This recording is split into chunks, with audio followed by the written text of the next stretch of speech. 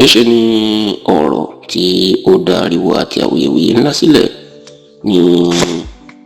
ọ̀sẹ̀ mélòó kan sẹ́yìn. níṣẹ́ ni ó mà di ọ̀rọ̀ àwàdà ní ìpínlẹ̀ Èkó ní inú ọ̀sẹ̀ tí a wà yìí, níbi ayẹyẹ àmì ẹ̀yẹ tí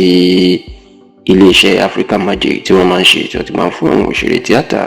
tó ti fi máa ń fún wọn ní àmì ẹ̀yẹ, tó sì jẹ́ pé ọ̀rọ̀ ìjà àti èdè àìyedè tó ṣẹlẹ̀ láàrin àwọn gbajúgbajà òṣèré tíátà méjì ní Tóyìn Abraham tí gbogbo ayé mọ̀ sí Tóyìn Àìmàkù àti Fúnkẹ́ Akíndélé ẹni tí gbogbo ayé mọ̀ sí Jennifer. Ó ní ó ṣẹlẹ̀ níbi àmì ẹ̀yẹ iléeṣẹ́ Africa Magic náà. Ẹ rántí wípé lọ́jọ́ Àìkú tí ṣe ọjọ́ Sunday ọ̀sẹ̀ tí a wà nínú ẹ̀ yìí, ó ní ètò ìyún àmì ẹ̀yẹ iléeṣẹ́ Africa Magic tó máa ń pè ní Africa Magic Viewers Choice Award AMVCA ní ó wáyé ní ìpínlẹ̀ Èkó, níbi tí wọ́n ti fún àwọn òṣèré tíátà elédè òyìnbó àti Yorùbá ní àmì ẹ̀yẹ oríṣiríṣi. Ṣùgbọ́n níbi ètò náà ní ọ̀rọ̀ Fúnkẹ́ Akíndélé àti Tóyìn Abraham tí wọ́n tàùn síra wọn lọ́sẹ̀ díẹ̀ sẹ́yìn, inú màá tó ti yẹyọ nígbà tí ẹni tí ó jẹ́ atọ́kùn ètò níbi ètò náà,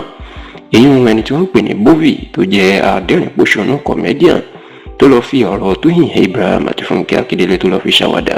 Níbẹ̀ ló ti lọ ṣe ètò ẹnìkan tí ó ṣe bí Fúnkẹ́ Akíndélé tóun sì kópa Tóyìn Abraham níbẹ̀, tó jẹ́ pé níṣe ló ń pariwo àǹtí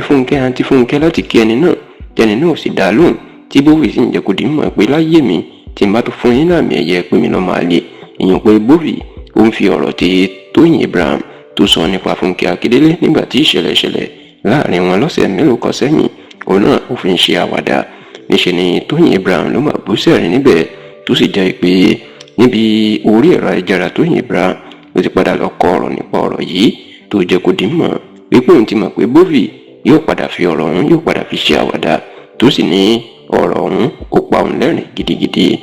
Ẹ rántí pé lọ́sẹ̀ mélòó kan sẹ́yìn níbi ayẹyẹ ìfilọ́lẹ̀ fíìmù gbajúgbajà òṣèrébìnrin ní Ìyábọ̀ Òjó ìtọ́pẹ̀ ní The Return of Arinzo, ẹni Tóyìn àti Fúnkẹ́ ni wọ́n máa ti pàdé níbẹ̀, nígbà tí Tóyìn tó sì kí Fúnkẹ́ tó ń kí àǹtí Fúnkẹ́ tó ń pè é, ẹni Fúnkẹ́ Akíndélé ò máa dá lóhùn, tó yẹ̀yẹ́ ọ̀rọ̀ yìí ló sì di wàhálà tí Tóyìn Abraham tó lọ gbé ọ̀rọ̀ sórí ẹ̀rọ ayélujára tó bẹ̀rẹ̀ sí ni máa sọ̀rọ̀ burúkú sí Fúnkẹ́ Akíndélé kó tó di pé ó pa ọ̀rọ̀ náà rẹ́, èyí tó di awuyewuye ńlá lágbo àwọn òṣèré tíátà ilẹ̀ Yorùbá, tó sì jẹ́ pé ọ̀rọ̀ yìí ó ní Bovy adẹ́rìn-pòṣónú